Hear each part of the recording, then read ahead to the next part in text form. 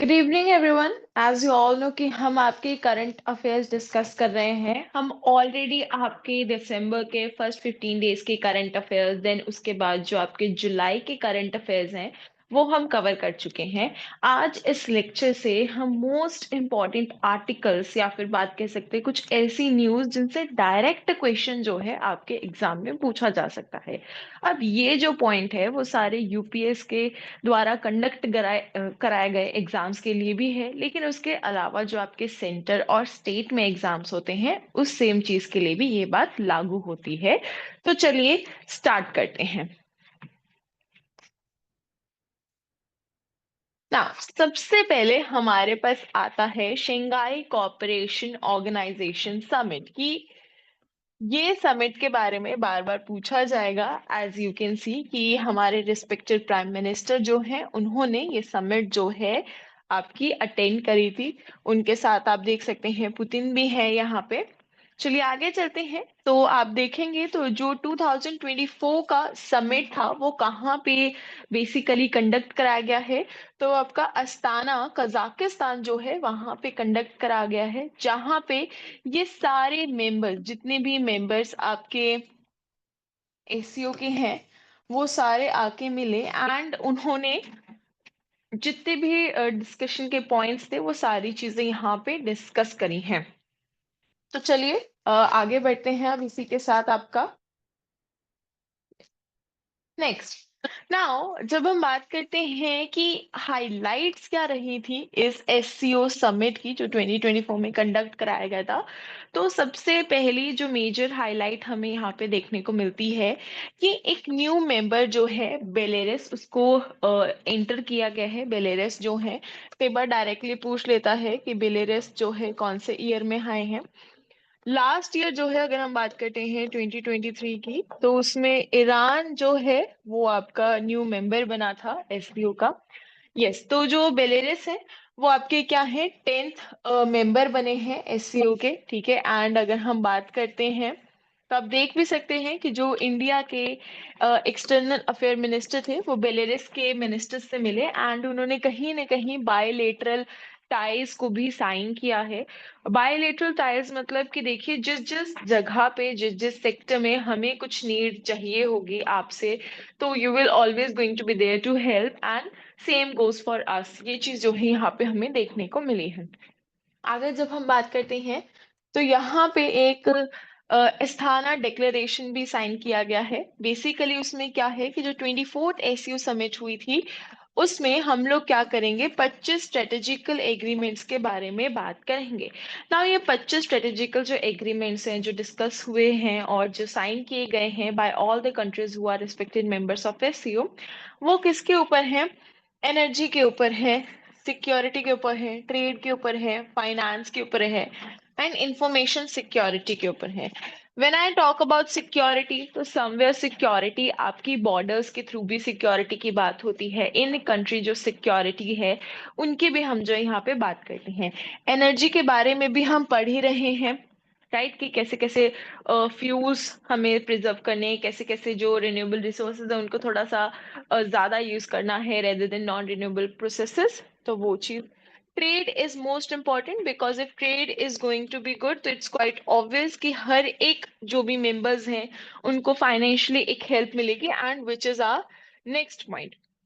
Now what is information security? तो as we have already studied कि 6G आने वाला है, राइट, एंड बहुत ज्यादा साइबर क्राइम बढ़ रहा है। इसके अलावा अगर आपको याद हो तो हमने मेटा क्राइम के बारे में भी बात करी थी। तो बेसिकली इन सारी चीजों को कैसे हम सिक्योर करके रख सकते हैं, कैसे कुछ इंपॉर्टेंट जो इंफॉर्मेशन है should not leak to the other nation में भी, जो हमें कहीं ना कहीं हार्म कर सकता है। नॉट दिस, अब आप देखेंगे जब हम किसी भी मीटिंग में जाते हैं तो ये सारी तो वो बातें होगी जिनकी हमें नीड है, बट इसके अलावा कुछ बेसिक डिस्कशंस भी चलती हैं, जैसे कि मेक इन इंडिया या इंडिया की जो ग्लोबल इकोनॉमिक ग्रोथ है उसके बारे में भी बात की गई कि कैसे other nations can help us to basically grow our economy, right. अब जो इकोनॉमी है उसके बारे में यहाँ पे बहुत डिटेल में बताया गया कि कैसे हम ग्रो कर सकते हैं। Not only this, again a common, really common topic अगर हम इंडिया की बात करते हैं तो that is your combat terrorism, because somewhere India एक ऐसी कंट्री रही है जिसने बहुत ज्यादा टेररिज्म को विटनेस किया है। सो कहीं ना कहीं this was another a common topic of discussion with other nations regarding India. Now let's discuss something about SCO right now. देखिए बहुत अच्छे से याद रखना, जो शिंघाई कॉपरेशन ऑफ ऑर्गेनाइजेशन है वो शिंघाई समिट में ढूंढी गई थी इन 2001। किसके द्वारा? By Russia, by China, by Kyrgyz, by Kazakhstan, Tajikistan and Uzbekistan, right. इसके 10 मेंबर्स कौन है? That is China, Russia, Kazakhstan, then Kyrgyzstan, Tajikistan, Uzbekistan, India, as you can see. Then we have Pakistan with us, Iran in 2023, and Belarus in 2025. So, why the years are mentioned for Iran and Belarus? Because बहुत ज्यादा आपके जो centre के exams हैं उसमें ये चीजें पूछी जा चुकी हैं। ठीक है, आगे जब हम चलते हैं तो बेसिकली यहाँ पे 3 ऑब्जर्वर स्टेट्स और भी हैं एंड 6 डायलॉग पार्टनर्स भी देखने को मिलते हैं। स्ट्रक्चर बेसिकली क्या है? So we have a council of heads of state जो डिसीजन मेकिंग बॉडी होता है regarding SCO. Next we have council of heads of government जो सेकेंड हाईएस्ट काउंसिल है whenever we are going to study about your SEO। Third and the most important, basically जिसके बारे में बहुत ज्यादा पूछा जाता है कि जो secretariat of Beijing that is China and the regional anti terrorist structure that is rats. Basically rats किसका पार्ट है? बहुत बार क्वेश्चन पूछा गया है। तो जो रैट्स है वो बेसिकली आपका एससीओ का पार्ट है एंड कहाँ से? तो this is the third highest authority जो उज्बेकिस्तान से देखने को मिलती है। Now, what are the major goals and objectives? So, the major goals and objective first is security related to basically जो भी बॉर्डर इश्यूज होते हैं, ठीक है। उसके अलावा अगर हम बात करते हैं military and military cooperation, intelligence sharing भी देखने को मिले and peace mission will always going to be a part of these kind of organization because it's quite obvious that number of nations are there, so it might possible that one or two nations don't have that much good bonds. That's where peace is going to be constant in every kind of organizations like this. Now, if we talk about how to counter terrorism and how to cooperate in education, energy, and transportation. Look, transportation, education, energy, all are interrelated to each other. Okay, let's move forward then. Next, we have with us that is UNESCO expands work networks of biosphere. Now, first of all, what is UNESCO? We have already discussed that UNESCO stands for United Nations Educational Science Cultural Organization, organization which specifically talks about those places and those reserves which are giving us some kind of education. They are talking about some kind of scientific, we can say, invention and some जो हमें culture के बारे में बताते हैं। Now UNESCO जो है उसने बेसिकली 11 न्यू बायोस्फीयर रिजर्व्स को इंक्लूड किया है from all over 11 countries, right. जिससे अब हम बात करते हैं तो जो world network of biosphere reserve है, ठीक है, वो कितना हो गया है? दैट इज 759 एंड कितनी कंट्रीज से? तो वो है आपका 136 कंट्रीज से world wide. Now this is basically a global effort जो आपकी बायोडाइवर्सिटी को प्रोटेक्ट करेगा and again we have a sustainable development point. Look, sustainable development is a constant point for each and every nation, and especially for India, because 2023 tak we have goals that India will be a sustainable developed country. So yeah, that is the major pointer that you really need to remember. Now, if I talk about these 11 additional basically reserves, so is it important to remember them? So the answer is no. आप इनको ignore भी कर सकते हैं but yes आया है तो एक रीड दे सकते हो कि ओके ठीक है। अगर हम बात करेंगे तो नीदरलैंड से we have a reserve, Colombia से है, डोमिनिक रिपब्लिक से है, Gambia, Italy, Mongolia, Philippines, Korea, दो हमारे पास स्पेन से. So you just need to read these reserves, need not to cram or remember all these reserve, because बहुत ही रेयर है कि 11 रिजर्व में से क्वेश्चन आ जाए. क्योंकि एक दो होता तो हम एक्सपेक्ट कर सकते थे questions, but yes we don't need to remember all this. Now, list of biosphere reserves in India. Whenever I talk about this list, so इसमें basically we have 18 reserves. But अगर वही बात कर दूं यूनेस्को से एसोसिएटेड बेसिकली कितने हैं, तो वो हैं आपके 12. चलिए आज देख लेते हैं. So let's start with these 12. तो सबसे पहले हम चलेंगे आपका नंदा देवी बायो रिजर्व जो है उत्तराखंड का, right. Next we have Sikkim. Third we have Meghalaya, then West Bengal, then Orissa, Andaman Nicobar island. Next we have Tamil Nadu. नेक्स्ट आप यहां से ही एक और देख लेंगे, again we have Tamil Nadu. Then एक कॉमन आता है Tamil Nadu, Kerala, Karnataka. Then two are of Madhya Pradesh and one is of Madhya Pradesh and Chhattisgarh. So basically these are those 12 bioreserve जो किस में आते हैं, यूनेस्को में आते हैं, राइट. आप देख भी सकते हैं यहाँ पे लिखा भी हुआ है ये चीज. अगर हम बात करते हैं बच कौन से गए, तो वी हैव दिहांग जो बच गया है, राइट. अगर हम बात करते हैं और कौन सा बच गया है, तो दीब्रू है जो असम का है. उसके अलावा Andhra Pradesh is there, then Gujarat and Himachal Pradesh के जो बायो रिजर्व्स हैं वो बच जाते हैं. बट मेजर कौन से याद रखने हैं, वो 12 बायो रिजर्व जो आपके यूनेस्को ने क्या किए हैं, अप्रूव किए हैं. ठीक है, चलिए. होप आप ये सारी चीजें साथ साथ नोट डाउन कर रहे होंगे because these are really important. So let's move forward. Now third basically we have NITI Aayog ने क्या करा है, एसडीजी इंडिया इंडेक्स जो है वो पास किया है. नाउ नीति आयोग जो है वो हर बार ही सस्टेनेबल डेवलपमेंट गोल का इंडिया इंडेक्स हर बार निकालती है. बेसिकली एक ऐसा इंडेक्स जिसमें हम एसडीजी के 17 गोल्स पे स्टडी करते हैं इंडिया को, एंड बताते हैं कि हमने इन 17 गोल्स में से कितने गोल्स पे जो है विजय हासिल कर ली है, राइट. तो ये जो है इंडेक्स हमें ये सारी चीजें बताता है. एंड बेसिकली समवेयर ये भी कि इन गोल्स से अगर इम्प्रूवमेंट होगी तो इंडिया धीरे धीरे डेवलप्ड कंट्री की तरफ जो है आगे बढ़ता हुआ दिखाई देगा. दैट्स वाई जो है हम ये सारी स्टडी यहाँ पे देखते हैं. चलिए.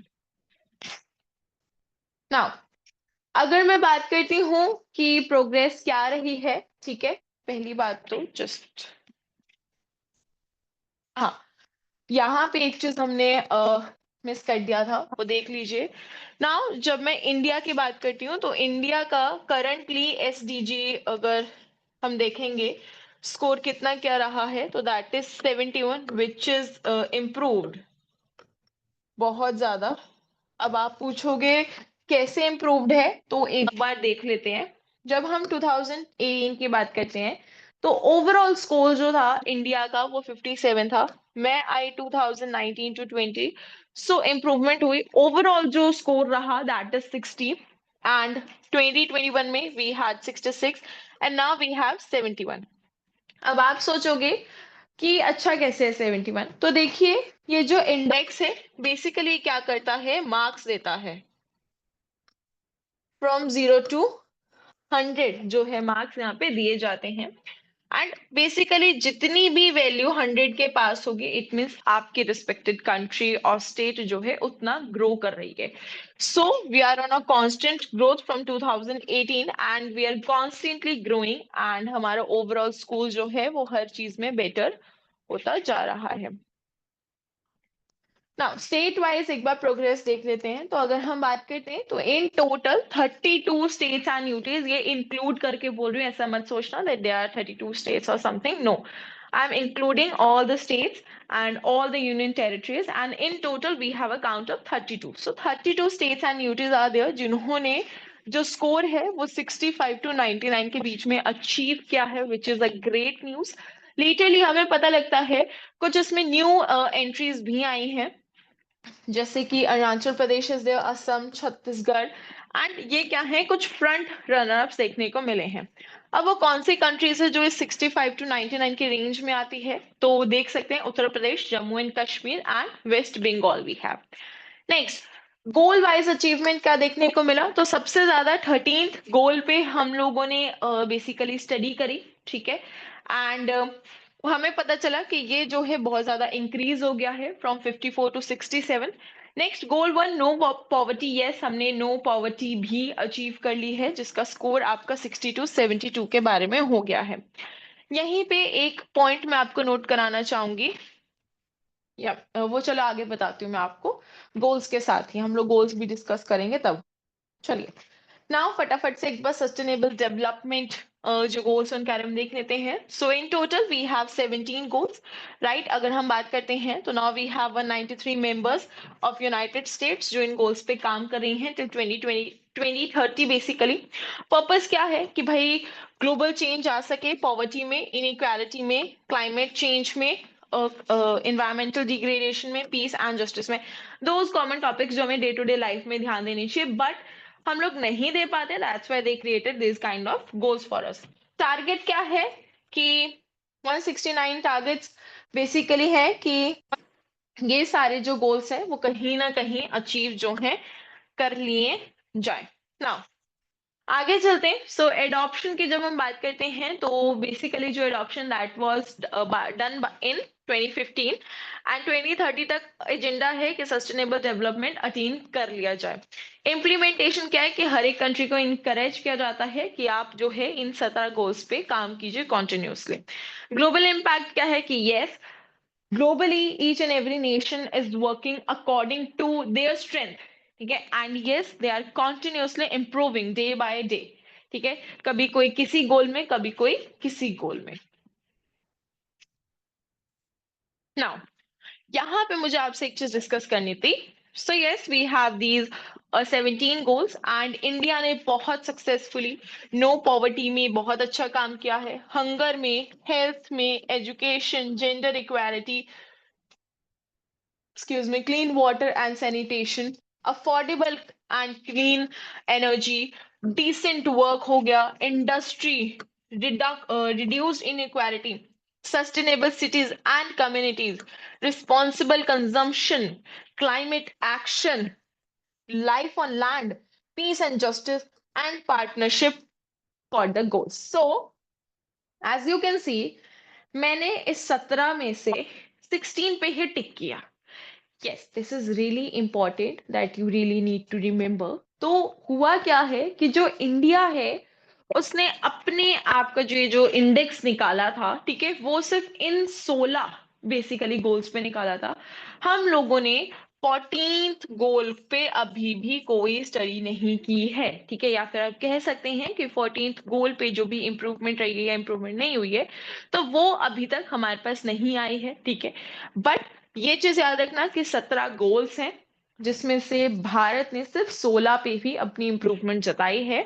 उन्होंने 14th जो है लाइफ बिलो वाटर, ठीक है, या फिर ओशंस के रिगार्डिंग जो स्टडी होती है उसके बारे में कोई भी बात जो है यहाँ पे नहीं की गई है। That is really important point for you all to remember. And another thing कि ये सारे ही गोल्स आपको अगर याद हो जाते हैं तो आप लोगों के लिए ठीक रहेगा, ठीक है। नहीं हो पाते हैं तो एटलीस्ट पता होना चाहिए कि कौन सा गोल आ सकता है। एग्जाम में कई बार पूछ लिया जाता है, कई बार सेंट्रल एग्जाम्स में। चलिए आगे चलते हैं अब हम। So next we have basically Global Biofuel Alliance, that is GBA. Now what is GBA? तो आपको पता है कि G20 समिट चल रहा था, राइट। उस G20 समिट के फर्स्ट डे पे ही नरेंद्र मोदी ये इनिशिएटिव लॉन्च कर देते हैं, राइट। हमारे रिस्पेक्टेड प्राइम मिनिस्टर जो है वो ये लॉन्च करते हैं on 9th of September 2023, first day of G20 summit, that is in Delhi. Basically biofuels के बारे में बात की जाती है और कहा जाता है that we are very much depend on our non renewable resources, जिसके वजह से वो खत्म हो जाएंगे।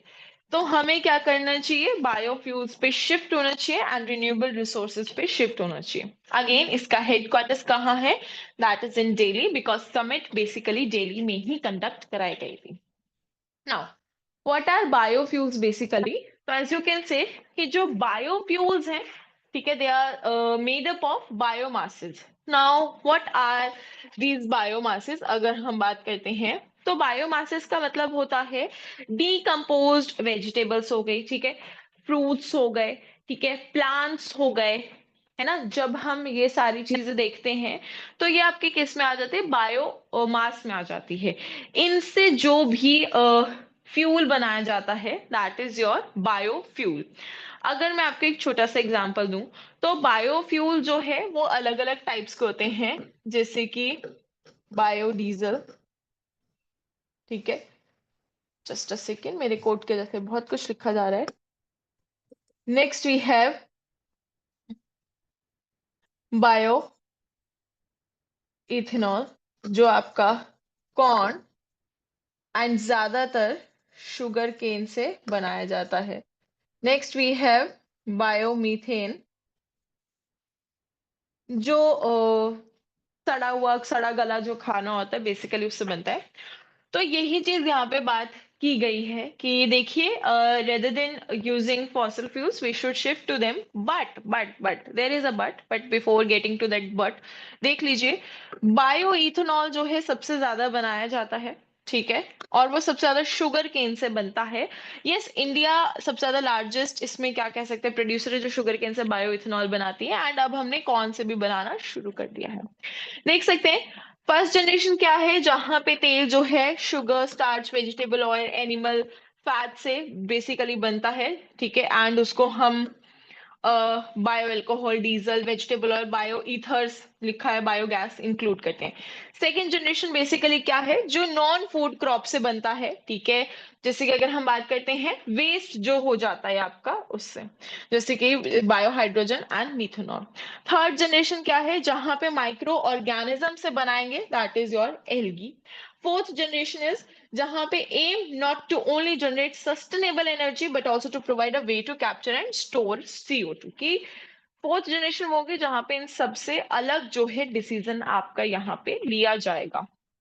ओके, नाउ अब एक चीज आप याद रखेंगे कि यहाँ पे बोला क्या गया है, ठीक है, तो बेसिकली इस इनिशिएटिव में ये कहा गया है कि हम लोग जो है ना पेट्रोल यूज कर रहे हैं ना, petrol is somewhere a non renewable resource. अब अगर हम इसको यूज करते रहेंगे, ठीक है, तो बहुत ज्यादा वेस्ट भी हो जाएगा, बहुत ज्यादा, not waste, I would waste नहीं बोलूंगी, बहुत ज्यादा यूज हो जाएगा, ठीक है। तो हमें शिफ्ट किस पे होना चाहिए, इथेनॉल पे होना चाहिए, ठीक है। यही चीज हमारे रिस्पेक्टिव प्राइम मिनिस्टर जी ने बोली है कि हम लोगों को क्या करना है कि 2025 तक एटलीस्ट 20% ऑफ मिक्सिंग जो है एथनॉल करनी है। अब इसका मतलब क्या हो गया 20%, that 80% is going to be petrol and 20% is going to be ethanol, ठीक है। इसी इनिशिएटिव के अंतर्गत अगर आपको पता हो तो 2023 में ही टोयोटा वालों ने आपकी टोयोटा हाइब्रिड क्रॉस करके एक कार निकाली थी, जो 100% बेसिकली माना जाता है कि इथेनॉल पे चलती है, बट उस कार में भी 85-15 का रेशो है, 85 इथेनॉल को जाता है एंड 15 आपका पेट्रोल को जाता है, ठीक है, ये बात। नेक्स्ट, इसी इनिशिएटिव के अंतर्गत अगर हम बात करते हैं तो लगभग 10 सिटीज ऐसी हैं, 10 से 15 सिटीज ऐसी हैं जहां पे 10% ऑफ दिस फुल प्रोग्राम जो है अचीव कर लिया गया है। ओके, तो बेसिकली इनिशिएटिव सिर्फ इतना सा है कि हमें पेट्रोल जो है उसको कम थोड़ा सा यूज करना है, हमें ज्यादा किस पे ध्यान देना है कि हम इथेनॉल को यूज कर पाए। क्यों, क्योंकि इथेनॉल जो है रिन्यूएबल रिसोर्स है। बट इसी के साथ एक और पॉइंट है, इथेनॉल बेसिकली बन किससे रहा है? खाने की चीजों से बना, दैट इज शुगर केन और कॉर्न। तो ये भी पॉइंट आया कि yes we have to attain this much percentage till 2025, ठीक है, कि हम लोग इथेनॉल को 20% यूज कर ले, बट उसके साथ साथ हमें एक ऑल्टरनेटिव भी ढूंढना है कि हम लोग फूड क्रॉप्स को ना यूज करें। बिकॉज खुद सोचिए कि अगर हम सारी शुगर केन की क्रॉप्स जो है इथेनॉल बनाने में लगा देंगे तो फिर चीनी की प्रोडक्शन में भी अफेक्ट पड़ेगा, ठीक है। तो पहला मेजरली याद रखना कि यही चीज कही गई है रिस्पेक्टेड प्राइम मिनिस्टर के द्वारा कि देखिए हमें चाहिए इथेनॉल, बट उसके साथ साथ हम ये भी चाहते हैं कि हम फूड क्रॉप जो है शुगर केन उस पे अफेक्ट ना डालें, राइट। तो ये सारी चीजें यहाँ पे बताई गई हैं। 20% तक अटेन करना है, वो कब तक है? 2025 तक है। इस इनिशिएटिव में वहां के जितने भी रिस्पेक्टेड मेंबर्स थे सबने बढ़ चढ़ के पार्ट जो है लिया है, राइट। उसके साथ साथ इन्होंने कहा है कि हमें जीरो कार्बन एमिशन अटेन करनी है टिल 2070। कि देखिए अभी तक तो सबसे पहले यही है कि we have to shift from petrol to ethanol, firstly 20%, okay, till 2025। Then इनके एक लार्जर गोल क्या है? 2070 तक हम लोग क्या कर ले, ये भी पेट्रोल वगैरह है इसको मिनिमम ही कर दें, हम लोग ऑल्टरनेट अच्छी तरह ढूंढ ले, एंड उस ऑल्टरनेट में हमारी फूड क्रॉप्स जो हैं वो इन्वॉल्व बिल्कुल भी ना हो, राइट। चलिए, अब आप सब सोच रहे होंगे कि यार बढ़ चढ़ के बाकी सारी कंट्रीज ने ऐसे क्यों पार्ट लिया, बाकी सारे नेशंस ऐसे क्यों बिल्कुल इन्वॉल्व हो गए? उसका एक बहुत बड़ा रीजन है। नरेंद्र मोदी जी ने ये भी कहा कि देखिए अगर आपको पता है, so China is the biggest basically exporter for Europe, ठीक है, कि वो क्या करते हैं, बहुत ज्यादा बायोफ्यूल जो है यूरोप को भेजता है। बट रिसेंटली अगर आप न्यूज में पढ़ते होंगे तो यूरोप ने कहा कि जो चाइना है वो फेक बायोफ्यूल जो है भेज रहा है, एंड इसका आंसर चाइना से मांगा। तो नरेंद्र मोदी जी ने कहा कि देखिए ये चीज भी ना हो, उसका भी हमें ध्यान रखना है। 20% अटेनमेंट टिल 2025, यस गुड, करनी है। 2020 तक zero carbon emission, okay, attain करना है। थर्ड, हमें एक दूसरे के साथ मिलके काम करना है ताकि ये फेक फॉल्स केसेस जो हैं वो हम फेस ना कर पाए, और बहुत ही सस्टेनेबिलिटी के साथ हम जो है बायोफ्यूल को अटेन कर लें, राइट।